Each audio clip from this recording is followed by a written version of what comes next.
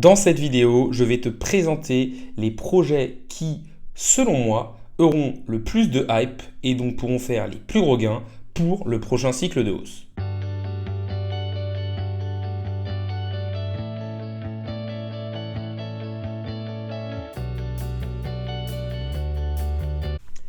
Salut à tous, c'est Inspecteur Crypto, bienvenue dans la vidéo du jour qui va être un top des crypto-monnaies qui auront, selon moi, le plus de hype pour le prochain bull market. Alors, ce qu'il faut savoir, c'est que par rapport à ma vidéo d'il y a 2 semaines, où j'étais plus sur le fondamental, sur la technologie et sur la révolution que pouvait amener le projet à notre quotidien, là, on va plus être sur de la hype et sur des projets récents qui sont dans des narratifs qui peuvent exploser en termes de prix, en termes d'adoption et en termes d'attraction de nouvelles personnes. N'hésitez pas à liker la vidéo, à commenter pour me dire selon vous quel sera le projet qui explosera le plus. N'hésitez pas non plus à vous abonner, ça récompense le travail que je fais au jour le jour et ça permet de faire grossir la communauté. Mais passons tout de suite sur le thème de la vidéo du jour, à savoir les crypto-monnaies qui selon moi auront le plus de hype pour le prochain cycle haussier. Alors tout d'abord, il faut trouver ces projets. Et pour cela, pour moi, il faut prendre de nouveaux projets sortis pendant le bear market, car ce sont généralement ces projets-là qui sont sous le feu des projecteurs pour le prochain cycle de hausse. Ils n'ont en moyenne jamais connu de réel cycle de hype et attireront les nouveaux investisseurs. Cela a été par exemple le cas avec Solana, Avalanche, Shiba Inu ou encore Chiliz. Il faut coupler à cette nouveauté le fait qu'il soit dans un narratif à la une, comme par exemple la scalabilité d'Ethereum, la modularité des blockchains ou encore l'émergence de l'intelligence artificielle. Lors du précédent marché haussier, le narratif numéro 1 a été les blockchains concurrentes à Ethereum qui visaient plus de scalabilité et de transactions par seconde. On a par exemple eu Solana qui nous a fait plus de x200 ou Avalanche qui a fait plus de x50. À cela, il ne faut pas oublier d'ajouter une stratégie et d'avoir un portefeuille diversifié dans les différents projets et narratifs. Premier narratif, selon moi, qui pourrait avoir beaucoup de hype, c'est la scalabilité d'Ethereum, c'est-à-dire les projets qui vont permettre de désengorger la plus grosse blockchain du marché. Pour moi, on va avoir Arbitrum, qui est un layer 2, c'est-à-dire une deuxième couche, qui va permettre de traiter les transactions en dehors de la blockchain. C'est ce qu'on appelle un optimistic roll-up. Un optimistic roll-up va en fait utiliser le système de fraud proof qui dit que toutes les transactions sont valides. Et ensuite, les personnes vont avoir 7 jours pour dire ou contester une transaction. Donc en fait, vous n'aurez la finalité des transactions que 7 jours après qu'elles aient été émises.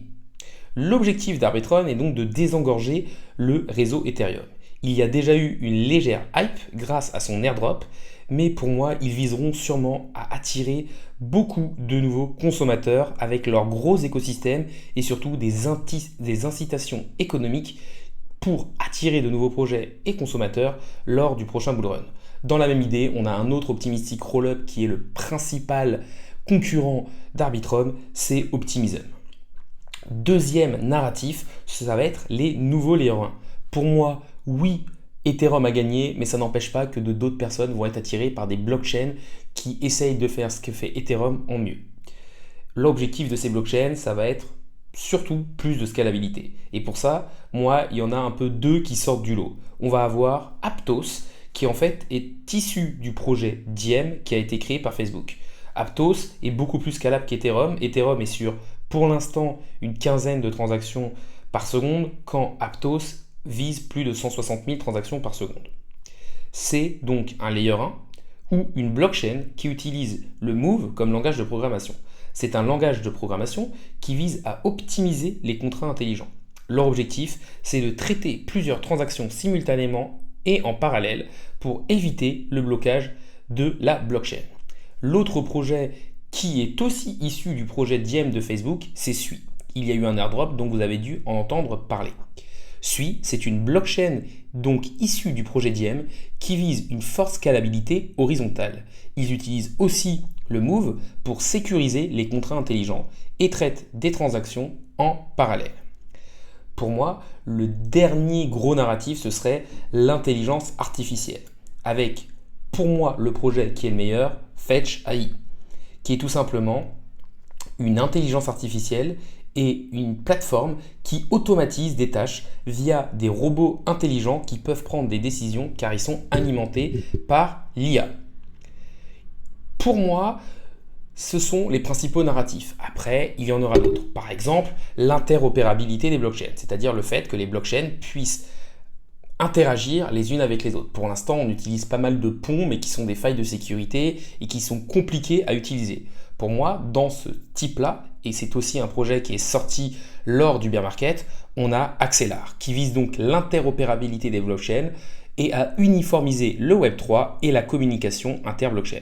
Leur objectif, c'est d'améliorer la fluidité, de faciliter l'utilisation de la blockchain et son adoption. Ils sont conçus sur le Cosmos SDK et pour l'instant, en fait, ils utilisent comme technologie le fait d'avoir un point de connexion entre Axelar et le projet pour relier les différents projets à un même réseau. Et c'est ça qui va créer cette interopérabilité. On arrive sur la fin de la vidéo, donc déjà n'hésitez pas à liker, commenter ou à vous abonner, ça récompense le travail que je fais au jour le jour et ça permet de faire grossir la communauté. Pour résumer un peu le mindset de ces vidéos, pour moi, pour trouver les projets les plus hypés qui feront le plus de gains, il faut prendre des projets qui sont sortis lors du bear market et qui n'ont pas encore connu de réelle phase de hausse et de hype et coupler à cela un narratif qui attirera les nouveaux investisseurs, comme par exemple la scalabilité d'Ethereum, un nouveau layer 1 concurrent à Ethereum, l'interopérabilité, l'intelligence artificielle ou encore la modularité des blockchains. La vidéo du jour est maintenant finie, salut à tous et à la prochaine.